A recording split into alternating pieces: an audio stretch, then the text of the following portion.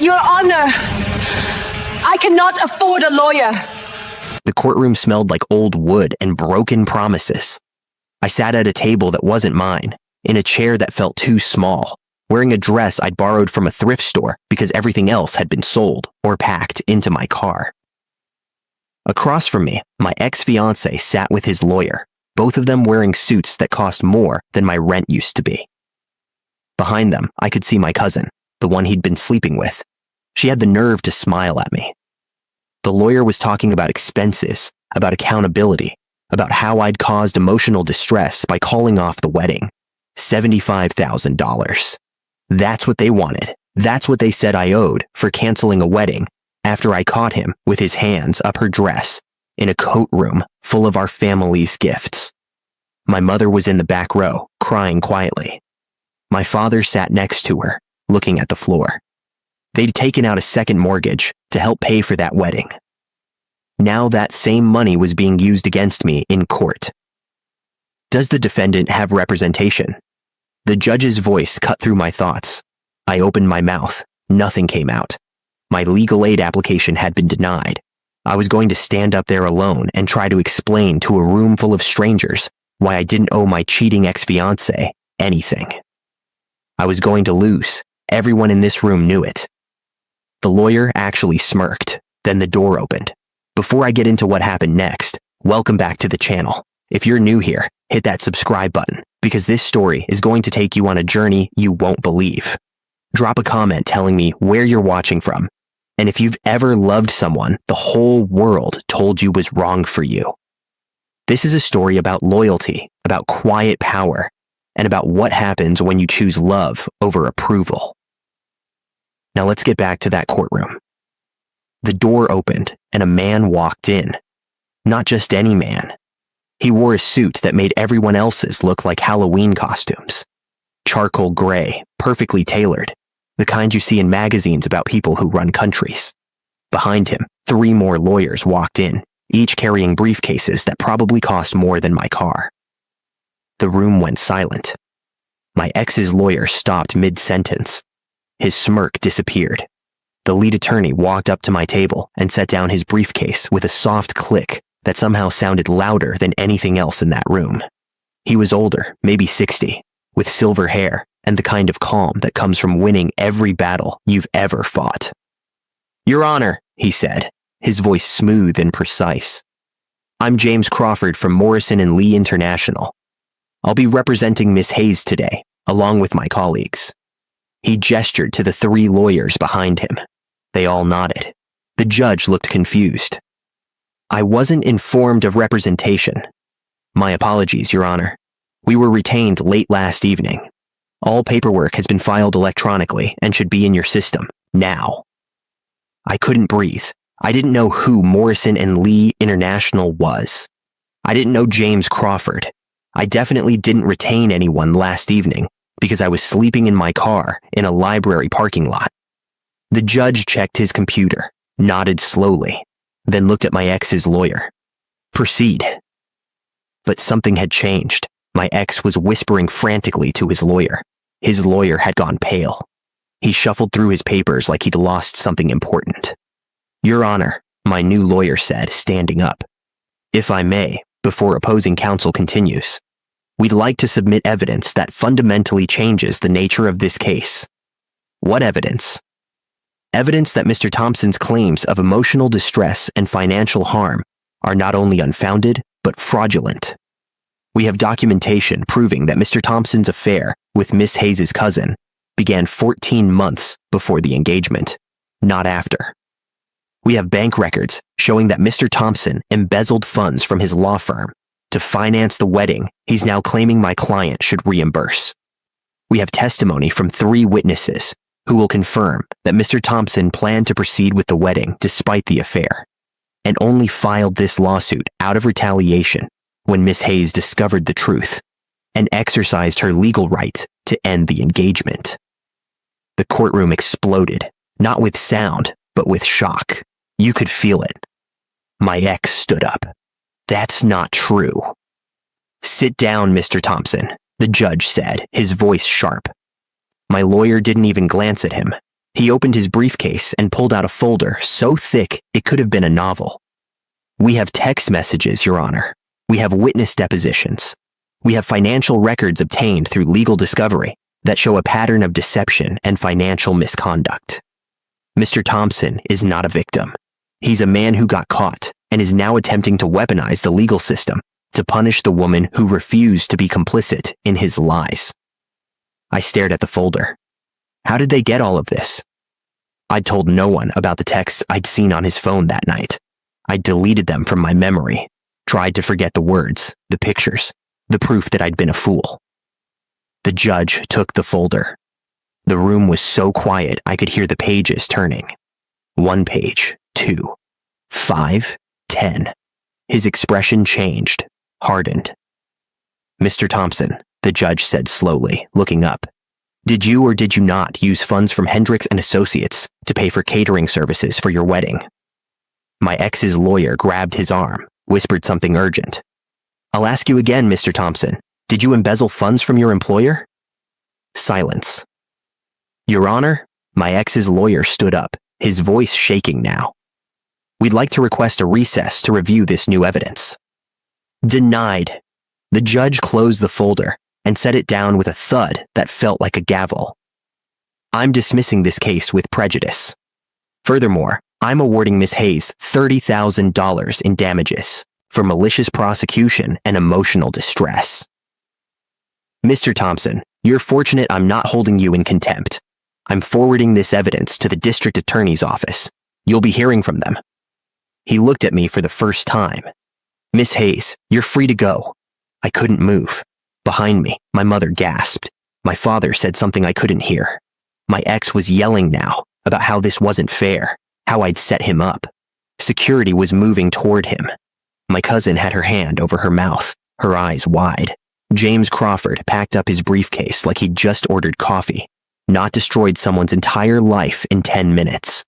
He turned to me and smiled gently. Mr. Choi sends his regards. Who? My voice came out wrong, broken. Choi Hyun Woo, my employer. The name hit me like cold water. Hyun Woo, the man I'd met in a library 8 months ago. The man who'd slid me a tissue when I was crying. The man who'd sketched buildings in the corner while I tried to put my life back together. The man who let me stay in his tiny apartment when I had nowhere else to go. The man I'd Googled and found nothing. The man I thought might be undocumented, struggling just like me. That Hyun Woo. There's a car waiting outside for you, James Crawford said. Mr. Choi would like to speak with you, if you're willing. I stood up on shaking legs and walked out of that courtroom. I didn't look at my ex. I didn't look at my cousin. I didn't look at my parents. Outside, a black car was parked at the curb, not a limo. Just a clean, expensive sedan with windows too dark to see through. The back door opened. Hyun-woo was inside. He looked the same quiet face, same dark eyes that always seemed to notice everything. He was wearing a suit now, not the hoodies and jeans I was used to, but he still looked like him. Get in, he said softly. I got in. The door closed. The car started moving. I stared at him. You want to know who I am, he said. It wasn't a question. You said your name was Hyun-woo. You said you were in town for work. You lived in a tiny apartment with no furniture. You paid for dinner in cash at a restaurant where you knew the owners. You slept on the couch while I took your bed. You let me think you were broke. I never said I was broke. You never said anything. He looked out the window. Everyone in my life wants something. Money, access, favor, opportunity. When I met you, you were crying in a library over a man who didn't deserve you. You didn't ask my name for 2 weeks. When you finally did, you still didn't Google me. You just kept showing up, sitting across from me, existing in the same space. Do you know how rare that is? So you lied. I omitted. There's a difference. You let me sleep in my car. His jaw tightened. That was the first real emotion I'd seen. I didn't know until I found you. The moment I knew, I brought you home. Your home was a lie too. No. He turned to look at me. That apartment is real. I keep it because sometimes I need to disappear. Sometimes I need to be nobody. You made me feel like I could be nobody, and it was enough. The car turned onto a street I recognized. Downtown, the financial district. Buildings made of glass and steel and money. We pulled up to one of them, the tallest one. "Where are we?" I asked. "My office." The driver opened my door. Hyunwoo got out and waited for me. I followed him into a lobby that looked like a museum. Marble, gold, art that probably cost more than my parents' house. People bowed as he walked past. We got into an elevator. He pressed a button. The top floor. "Hyunwoo," I said, my voice barely above a whisper. "Who are you?" The elevator doors opened before he could answer. The office was massive. Floor-to-ceiling windows showing the entire city. A desk that looked like it had been carved from a single piece of dark wood. Screens on the walls showing buildings, blueprints, maps, numbers I didn't understand. He walked to the window and stood there, hands in his pockets, looking out at a city I was realizing he probably owned more of than I knew. "My full name is Choi Hyun-woo. My family owns Hanseong International. We develop infrastructure, buildings, airports, entire districts. My father started the company 50 years ago in Seoul with one construction contract. Now we operate in 43 countries. When I told you I was in town for work, I was negotiating the redevelopment of the entire waterfront. $12 billion, 4,000 jobs, 10 years of construction." I sat down in a chair because my legs stopped working. "The sketches you saw me drawing weren't art. They were preliminary designs. The calls I took in Korean weren't friends. They were board members, government officials, contractors. The reason you couldn't find me online is because I pay people to make sure I don't exist there. Privacy is a luxury most people don't understand. Why didn't you tell me?" He turned around.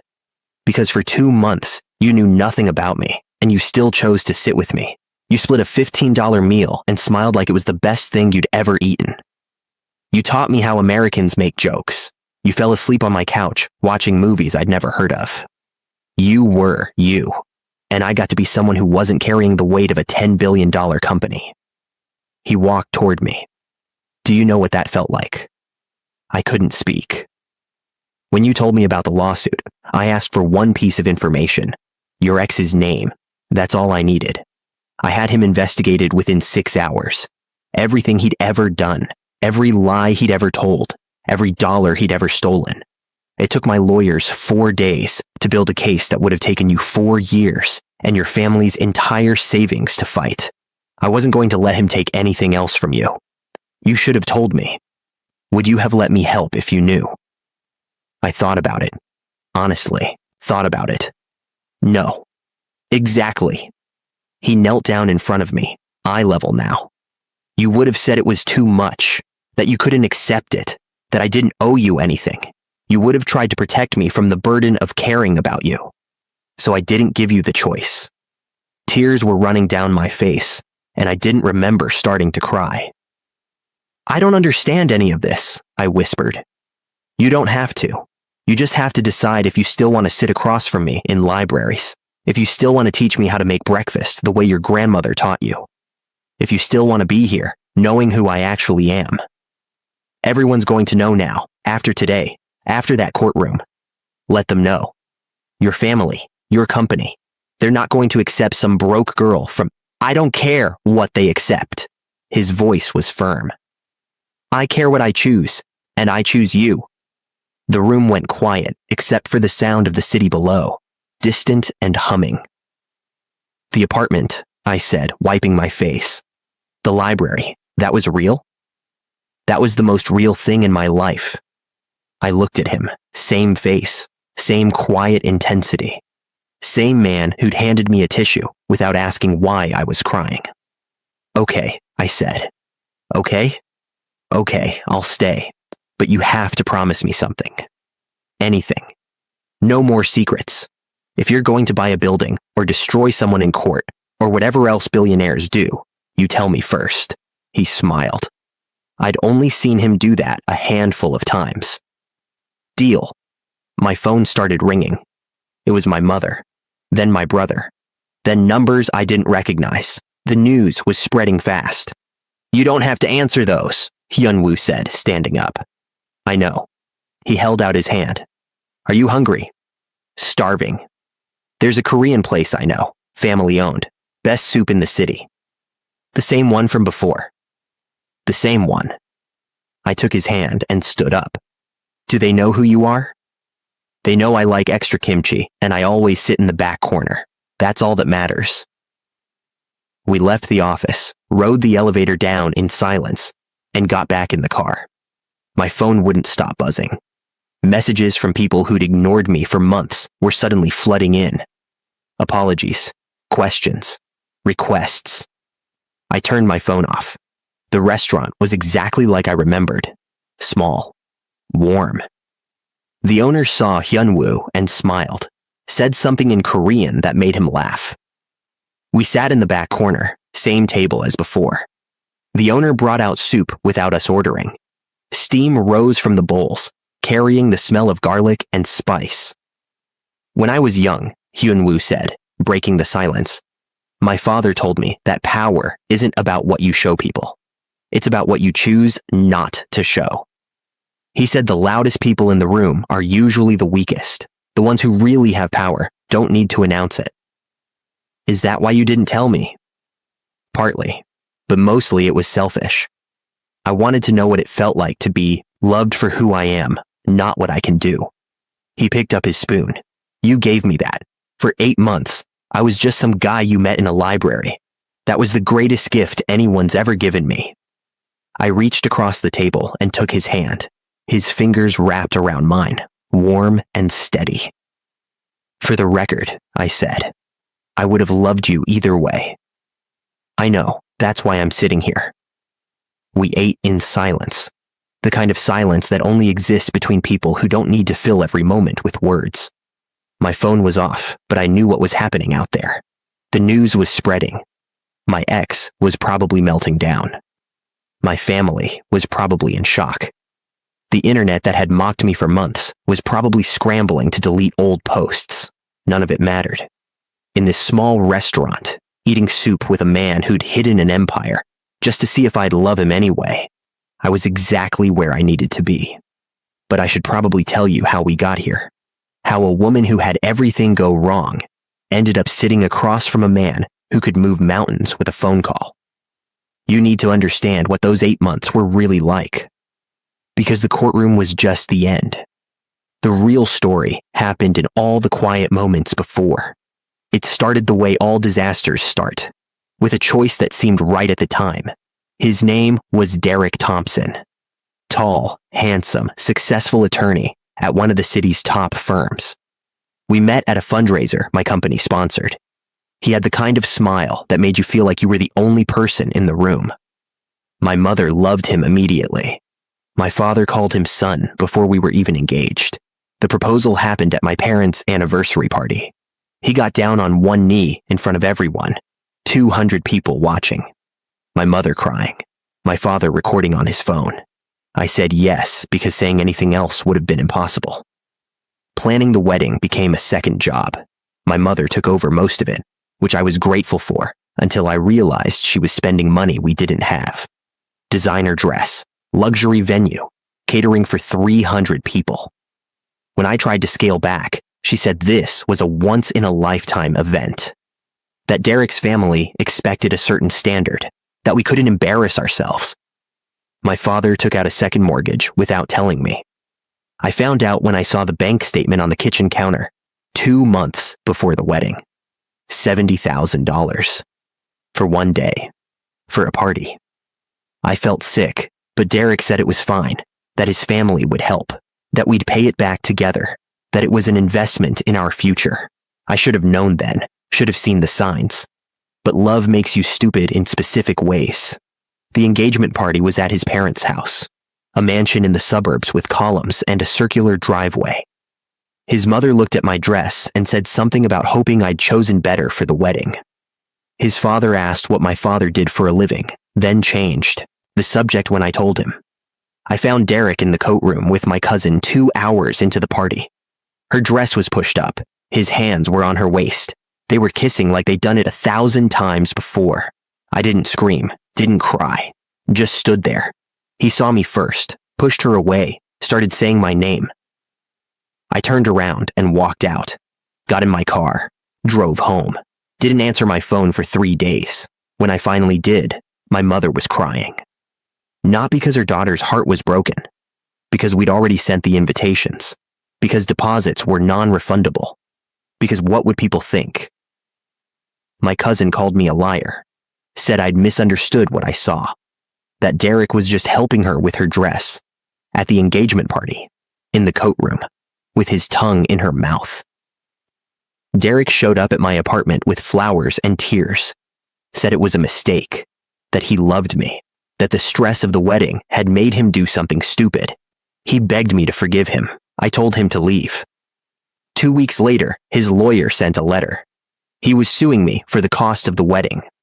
Breach of promise, emotional distress, damage to his reputation, $75,000. My parents stopped answering my calls. My brother told me I was being selfish. My friends started choosing sides, and most of them didn't choose mine. I lost my job a month later. My boss said it was performance-related, but I'd seen the way she looked at me after the engagement party disaster went public. My cousin had posted about it online, painting me as the villain who'd ruined everyone's night with false accusations. The internet agreed with her. I became a meme, the girl who called off her wedding because she was jealous of her prettier cousin, the girl who couldn't handle her man being friendly, the girl who destroyed her family's finances over nothing. I read every comment, every post, every message telling me I was garbage. Then I stopped reading and started surviving. I couldn't afford my apartment anymore, moved into a cheaper one, then an even cheaper one, then my car. That's where I was the first time I saw him. The library parking lot, 3 a.m. I'd been sleeping in my car for a week. It was November and the heat didn't work properly. I was using my winter coat as a blanket and my gym bag as a pillow. I couldn't sleep, hadn't really slept in weeks. So I went inside when the library opened at 6. He was already there. Back corner, table by the window, wearing a black hoodie and jeans, sketching something in a notebook. He looked up when I walked past, then went back to his drawing. I sat 3 tables away and tried not to cry. Failed. The tears came quietly at first, then harder. I put my head down on the table and let it happen. Figured I was alone enough that no one would notice. A tissue appeared next to my hand. I looked up. He was standing there, holding out a tissue, not looking at me, just offering it. "Thank you," I whispered. He nodded and walked back to his table. I went back the next day. He was there again, same table, same notebook, different hoodie. This became our routine. I'd sit at my table. He'd sit at his. We didn't talk. For 2 weeks, we existed in the same space, without acknowledgement beyond that first tissue. Then one day, I got brave. "What are you drawing?" I asked. He looked up, surprised that I'd spoken. "Buildings. Are you an architect?" Something like that. "Can I see?" He hesitated, then turned the notebook around. It was beautiful. Detailed sketches of a high-rise, every window carefully rendered, shadows, and light creating depth. "That's incredible," I said. "Thank you." "Does it exist?" "Not yet." That's when I should have asked more questions. Should have wondered what kind of person draws buildings that don't exist yet. Should have been curious about why a man in a library every single morning was dressed like he had nowhere important to be. But I didn't ask, because I was grateful just to have someone treat me like I was human. "I'm Renee," I said. "Hyunwoo. Nice to meet you." "You too." That was our entire conversation that day. But the next day, he sat at my table instead of his. "Is this okay?" he asked. "Yes." We sat in silence for an hour. Then he left. Came back the next day, sat across from me again. This went on for another week before he finally asked, "Why do you always look sad?" I could have lied, could have said I was fine. Instead, I told him everything. The engagement, the betrayal, the lawsuit, the lost job, the car I was living in. He listened without interrupting. Didn't offer solutions or advice. Just listened. When I finished, he said, "That sounds really hard." "It is. You didn't deserve that." 3 words. That's all it took. I started crying again. He handed me another tissue. "Do you want to get dinner?" he asked. I can't really afford my treat. I almost said no, pride and shame wrestling in my throat. But I was so hungry, tired, and desperately lonely that I said yes. He took me to a tiny Korean restaurant, family-owned, the kind of place with 6 tables and pictures of family on the walls. The owner greeted him by name. They spoke in Korean. The owner smiled at me. "She says you're pretty," Hyun-woo translated. "Tell her thank you." He did. The owner laughed and said something else. "What did she say?" I asked. "She said I should marry you before someone else does." I laughed for the first time in months. "Tell her I'm not really in the market right now." I told her you're my friend. She said friends become more if you're patient. The food came, soup and rice and banchan, covering the small table. It was the best meal I'd had in forever. Not because it was fancy, but because someone cared enough to share it with me. When the check came, Hyun-woo paid in cash. I tried to split it. He refused gently. "Next time," he said. "There's going to be a next time. If you want. I want." We went back to that restaurant 11 more times over the next 2 months. Always the same table, the same warm greeting from the owner, and the same comfortable silence. I learned small things about him. He was in the city temporarily for work. He didn't talk much about his family. He liked architecture and strong coffee, and walks at night when the city was quiet. He learned things about me, too. My grandmother, who raised me. My love for old movies. The way I organized my thoughts by writing them down on napkins. I never asked what he did for work. He never volunteered it. It felt rude somehow, like I'd be implying I cared about that more than him. The lawsuit kept moving forward. Court dates approaching.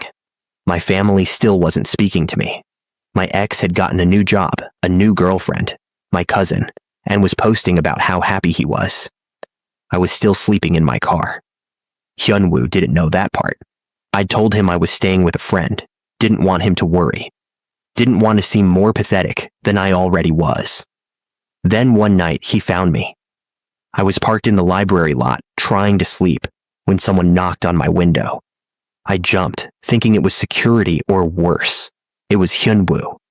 "What are you doing here?" he asked when I rolled down the window. "I could ask you the same thing." "I was working late nearby, saw your car. You've been here for 3 hours." "I was just resting before I drove home." "Renee." He said my name like he knew I was lying. "Are you living in your car?" I could have kept lying, but I was so tired. "Yes." He didn't say anything for a long moment. Then he opened my car door. "Get out." "What?" "Get your things. You're coming with me." "I can't just..." "Yes, you can. You're not sleeping in your car when I have a spare room." "Hyun-woo, I don't want charity." "It's not charity. It's basic human decency. Please." The please got me. I got out of the car, grabbed my gym bag with the few clothes I had left, followed him to his car, a modest sedan that I later learned cost more than most people's houses, even though it looked ordinary. His apartment was in a building I'd passed 100 times. Small, clean, minimalist. 1 bedroom, 1 bathroom, a kitchen that looked barely used. "You can have the bedroom," he said. "I'll take the couch." "I can't take your bed." "You can and you will. Bathroom's through there. Towels in the cabinet. Make yourself at home." "Why are you doing this?" He set down his keys and looked at me. "Because someone should. You deserve basic kindness. I can, and it costs me nothing." I started crying again. Seemed like all I did around him. "Thank you," I whispered. "You're welcome." That night, I slept in a real bed for the first time in 2 months. The sheets smelled clean. The pillow was soft. I could hear Hyun-woo moving around in the living room, settling on the couch. I cried myself to sleep, but they were different. Tears. relief, maybe, or gratitude, or the feeling of being cared for when you'd forgotten what that felt like. The next morning, I woke up to the smell of coffee. Hyunwoo was in the kitchen, making breakfast, toast and eggs, simple but made with care. "You didn't have to do this," I said. "I wanted to." We ate together, then he left for work, wherever that was, and I was alone in his space. I looked around. The apartment was nice but sparse. Barely any furniture, no pictures on the walls, a laptop on the small desk, but nothing personal. It felt like a hotel room someone was temporarily occupying. There was one thing that stood out. On the desk, next to the laptop, was a stack of documents. I didn't mean to snoop, but I saw the header on the top page. Hanzong International. Preliminary Development Proposal. I didn't know what that meant. Googled the company name. Found a website in Korean with an English version that didn't tell me much. Some kind of construction or development company. Large projects. International work. I figured Hyunwoo worked for them. Maybe as a contractor or designer. That would explain the sketches. I didn't dig deeper. It felt like a violation of the trust he'd shown me.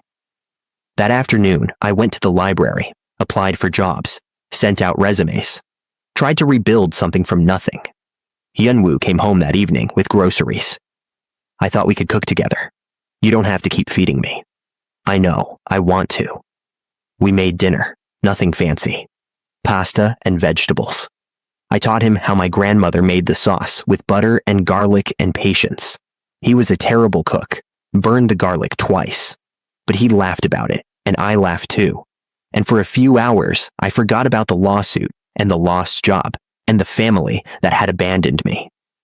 This became our life. He'd leave for work early. I'd spend the day job hunting and trying to prepare for court. He'd come home and we'd make dinner together. We'd watch old movies I introduced him to. We'd talk about nothing and everything. He never asked for rent, never made me feel like I owed him anything, never crossed any lines or made me uncomfortable. 3 weeks in, I asked him about the woman at the restaurant, the owner who kept saying he should marry me. "She's been trying to set me up with her daughter for 2 years, he said. "Why don't you go out with her?" "Not interested." "Why not?" He looked at me like the answer was obvious. "Because I'm interested in someone else." My heart stopped. "Who?" "Renee." "Oh. If that makes you uncomfortable, I'll never mention it again. You can stay here as long as you need. Nothing has to change." "It doesn't make me uncomfortable." "No? No, it makes me happy." He smiled. That rare, beautiful smile. Good. We didn't kiss that night, didn't rush into anything, just sat closer on the couch. His hand found mine. We stayed like that until we both fell asleep.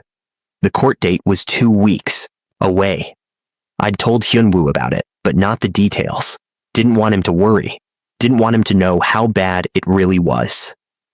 One evening, he asked to see the documents, the lawsuit papers, everything. "Why?" I asked. "I want to understand what you're up against." I showed him. He read through everything silently. His expression never changed. When he finished, he took out his phone and photographed every page. "What are you doing?" I asked. "I know some people who might be able to help. Lawyers who do pro bono work. Let me ask around." "Hyunwoo, I can't afford." "Pro bono means free. Just let me ask. If nothing comes of it, nothing comes of it." I agreed because I had no other options. Legal aid had denied me. I was going to have to represent myself against a team of lawyers. 3 days later, I got a call from a law office I'd never heard of, Morrison & Lee International. They wanted to meet with me. "Did you call them?" I asked Hyunwoo. "I made some calls. They agreed to review your case." The meeting was in an office that made me feel poor just walking through the door. James Crawford, the senior partner, greeted me personally. He'd already reviewed everything, had more information than I'd given them. Bank records, text messages, evidence I didn't know existed. "Miss Hayes," he said, "you have an exceptionally strong case. Your ex-fiancé committed fraud. He embezzled funds. He's been lying to everyone, including his own lawyers. We can destroy him in court. I can't afford this, I said. You don't need to. We're taking this pro bono. Why? Because it's the right thing to do, and because someone who cares about you asked us to. I thought he meant Hyunwoo. Didn't realize until later that Hyunwoo wasn't just someone who knew someone. He was someone who could make senior partners at international law firms take cases they'd normally never touch. The next 2 weeks were a blur. The lawyers worked fast, built a case that was airtight, found evidence I didn't know existed, prepared me for every possible question. Hyunwoo was there through all of it. Quiet support, making sure I ate, making sure I slept, never pushing, just present. The night before court, I couldn't sleep. I was terrified. My entire future depended on the next day. Hyunwoo found me sitting on the couch at 2 a.m. Can't sleep, he asked. No. He sat next to me. You're going to win tomorrow. You don't know that. I do. You have the truth on your side, and the truth always wins in the end. That's naive. Maybe, but I believe it. I leaned against him. His arm went around me. We sat like that until the sun came up, which brings us back to the courtroom, to the door opening, to James Crawford walking in with 3 other lawyers and a folder full of evidence that would change everything. To my ex's face when he realized he'd lost, to my mother's gasp when the judge dismissed the case, to the moment I walked out of that courtroom and into a car where Hyunwoo was waiting. Into a life I never could have imagined. You still haven't told me who you really are, I said as we drove through the city. Would it change anything? He asked. I don't know. Then let me show you instead of telling you. The building, the office, the revelation of who Choi Hyunwoo actually was. Not just some guy who liked libraries and Korean food, but someone who could make the world bend with a phone call. Someone who'd chosen to be nobody for me. After the restaurant, after the soup and the quiet conversation, he drove me to his real apartment, not the small one, the penthouse that took up an entire floor. This is where you actually live, I said. It wasn't a question. Yes. And the other place? Where I go to remember what quiet feels like. The apartment was beautiful in a way that felt impersonal, expensive but empty, like a magazine spread no one actually lived in. It's very you, I said, and also not you at all. I know, I've never felt at home here. Where do you feel at home? He looked at me. Wherever you are. We stood in that massive apartment and I realized something. All of this, the money, the power, the influence, none of it mattered to him the way I thought it would. He wasn't showing it to me to impress me. He was showing me because he'd promised no more secrets. What happens now? I asked. Whatever you want. I want to know everything, not the business stuff, the real stuff. What made you who you are? So he told me about growing up in Seoul as the youngest son of a man who built an empire from nothing, about the pressure to be perfect, about boarding schools in 3 different countries, about learning early that people wanted his family's name, not him, about his older brother who'd died in a car accident when Hyunwoo was 19, about becoming the heir overnight, about carrying expectations he never asked for, about coming to America because he needed space from all of it, about the small apartment because he wanted to remember what life felt like without the weight of billions attached to his name, about seeing me cry in a library and recognizing something he felt too, the loneliness of being misunderstood. I wasn't trying to save you, he said. I was trying to save myself. You made me feel human again. I told him my story too. Not the lawsuit and betrayal, he knew that part, but the before. Growing up with a grandmother who raised me after my parents worked 3 jobs between them to keep us afloat. About being the first person in my family to go to college. About the pressure to make it all mean something. About choosing Derek because he seemed like proof that I'd made it. That I deserved a place at tables I'd spent my whole life being excluded from. About learning the hard way that security isn't the same as love. We talked until the sun came up, until our voices were hoarse and our coffee was cold.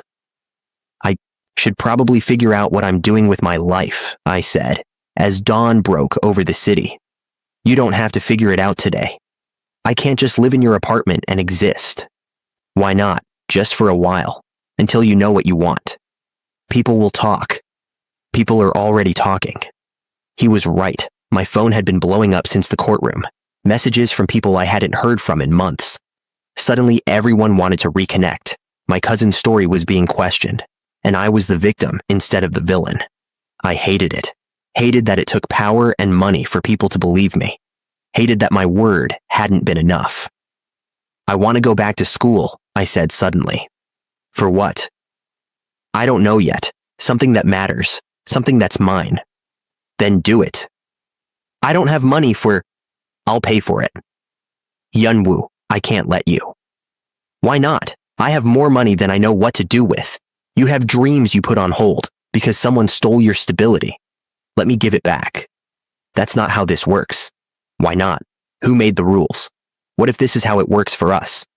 I didn't have an answer for that. 3 weeks later, news broke about the island.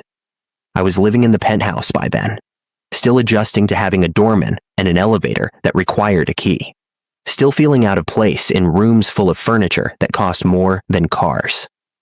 Hyunwoo had left early for a board meeting. I was drinking coffee and looking at graduate programs online when my phone started ringing. My brother, my mother, numbers I didn't recognize. All within 5 minutes. I answered my brother's call. Have you seen the news? What news? Your boyfriend just bought a country. I pulled up a news site. The headline screamed at me. Hanzong International signs unprecedented 99-year lease agreement with Pacific Island nation. There was a picture of Hyunwoo shaking hands with someone in a suit. Behind them, flags of 2 countries. I read the article, then read it again. A small island nation facing economic collapse. A development deal worth billions. Hanzong would handle infrastructure, education, healthcare, economic policy, essentially running the country for a century in exchange for investment and modernization. It was legal, unprecedented, historic, and absolutely insane. Hyunwoo came home 3 hours later. I was sitting on the couch, staring at my phone. You saw, he said. Everyone saw. I was going to tell you, the deal was finalized this morning. I came home as soon as I could. You bought a country. Technically, it's a lease agreement with governing oversight, and you bought a country, Hyunwoo. He sat down next to me. Yes, we did. Why? Because they needed help and we could provide it. Because infrastructure is what we do. It's the largest project in the company's history, and my board has been negotiating it for 2 years. 2 years? You were working on this when we met. Yes, and you didn't think to mention it. Would you have believed me? Would you have thought I was sane? Fair point. My phone wouldn't stop ringing. My mother, my brother, old friends, people I'd gone to high school with. Everyone wanted to talk suddenly. Everyone had congratulations, questions, or requests. Make it stop, I said. Hyunwoo took my phone and turned it off. Done. Everyone's going to think I'm with you for your money now. Before they just thought I was pathetic. Now they'll think I'm a gold digger who hit the jackpot. Do you care what they think? I should. That's not what I asked. I thought about it. No, I don't. I'm angry that it took all this for them to care. I'm angry that they didn't believe me when I had nothing. But I don't actually care what they think of me now. Good. Is this always going to be your life? Billion-dollar deals, international headlines, and people analyzing your every move? Probably. That sounds exhausting. It is. And you want me in it anyway. I want you. The rest is just noise. He was right. It was just noise. Loud noise. Sheer. But still just noise. My mother called 17 times that day. I finally answered. Baby, I'm so sorry. I'd heard this before. For what specifically? For everything. For not believing you. For choosing him over you. For being a bad mother when you needed me most. Okay. Okay, that's all you have to say. What do you want me to say, Mom? That it's fine? It's not fine. You chose to believe a man who was lying to everyone over your own daughter. You let me sleep in my car rather than admit you were wrong. An apology doesn't fix that. Silence. But, I continued, I'm not interested in holding grudges. So if you want to try again, we can do that. But it has to be different this time. It will be, I promise. We'll see. She invited us to dinner. I told Hyunwoo. He agreed to go. My family's house felt smaller than I remembered. Or maybe I felt bigger. Different. Like I'd outgrown the space that used to hold me. My mother answered the door. She looked at Hyunwoo with an expression I'd never seen before. Respect mixed with fear and apology. Mr. Choi, she said. Thank you for coming. Just Hyunwoo is fine, Mrs. Hayes. My father shook his hand for a long time. My brother couldn't look him in the eye. Dinner was awkward. Everyone was too polite, too careful. Like they were afraid one wrong word would make us disappear. My mother had made cornbread. Hyunwoo tried it and smiled. This is incredible, he said. My mother lit up. Renee's grandmother's recipe. She told me about her, about how she raised Renee. Did she tell you her grandmother was a teacher? Yes, she mentioned that. My mother looked at me. I'm sorry I didn't listen when you needed me to. I know. I was wrong about everything. I know that too. Can you forgive me? Eventually, but not today. She nodded, accepted that. The buffet evening ended early. Hyunwoo and I left before dessert. In the car, he asked how I felt. Weird, like I was visiting strangers who used to be my family. That might change with time. Or it might not, and I think I'm okay with that. Good. 6 months later, everything had changed, and nothing had changed at the same time. Hyunwoo was still Hyunwoo. Quiet, thoughtful, still sketched buildings on napkins, still preferred small restaurants to fancy ones, still made terrible eggs in the morning. But now, when we walked through the city, people recognized him, recognized us. There were articles, think pieces, a hashtag about our relationship that I refused to look at. The island project was massive. Schools were being built, hospitals, roads, jobs were being created, lives were being changed, and the first school, the one for girls, had my grandmother's name on it. Eleanor Hayes Academy. Hyunwoo flew me out to see the groundbreaking. A tiny island in the Pacific, blue water, white sand, and a sign that said construction was beginning on a school that would change lives. I cried. Hyunwoo held my hand. Thank you, I said. For what?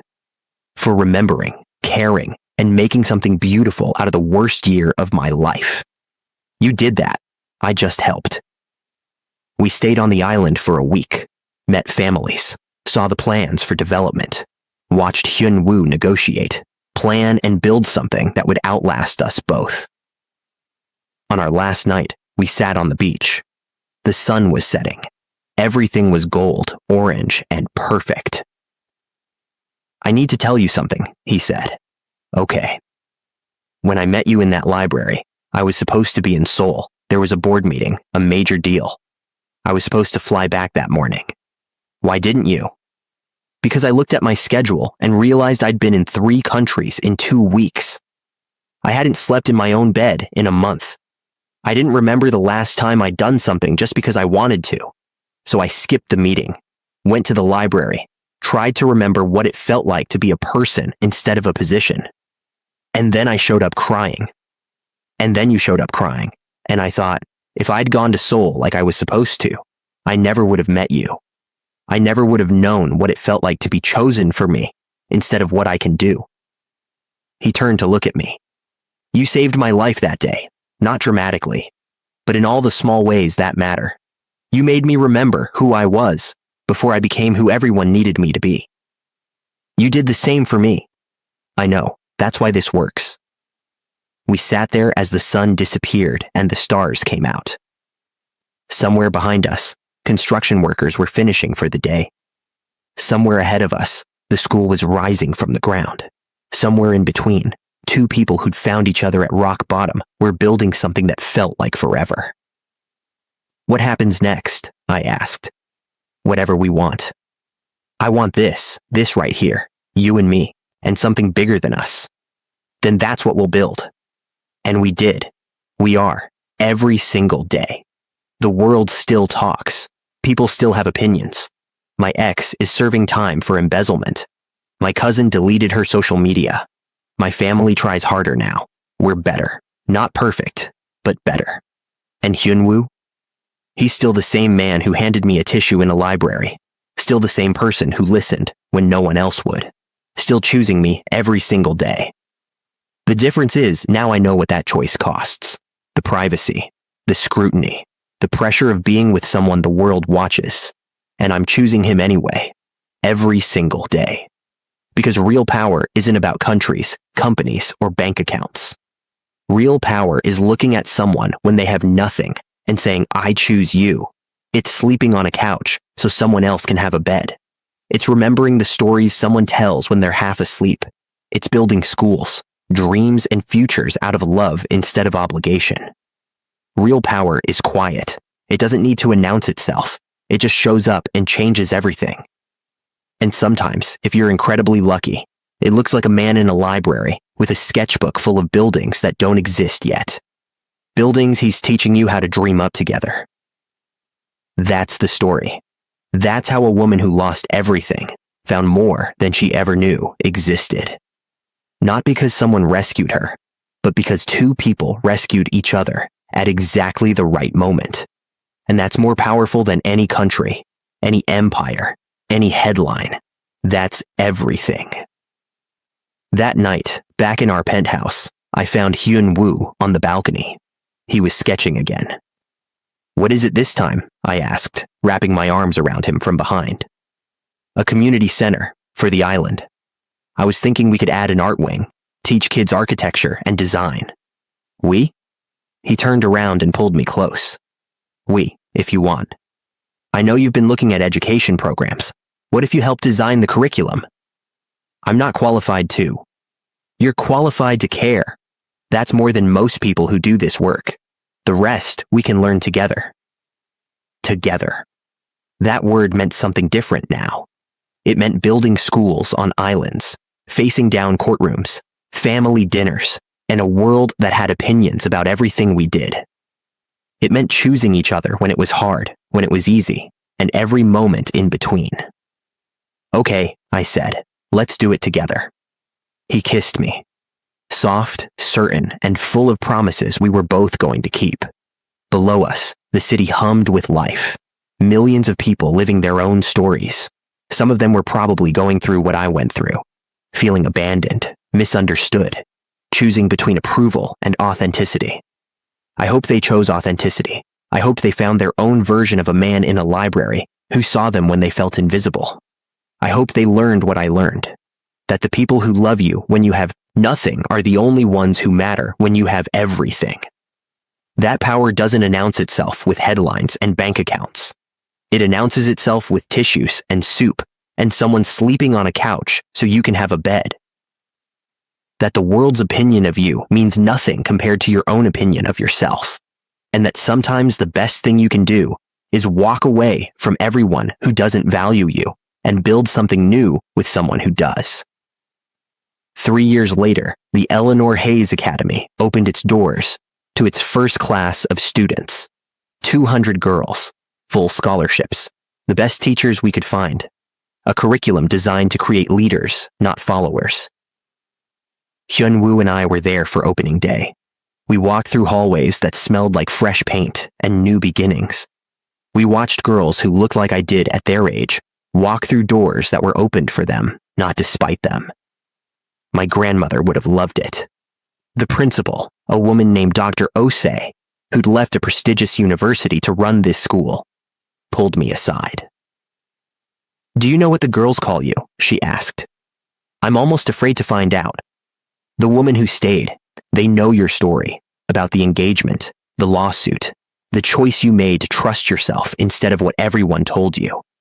Half of them come from situations where they're being told to marry men they don't love or give up dreams for family approval.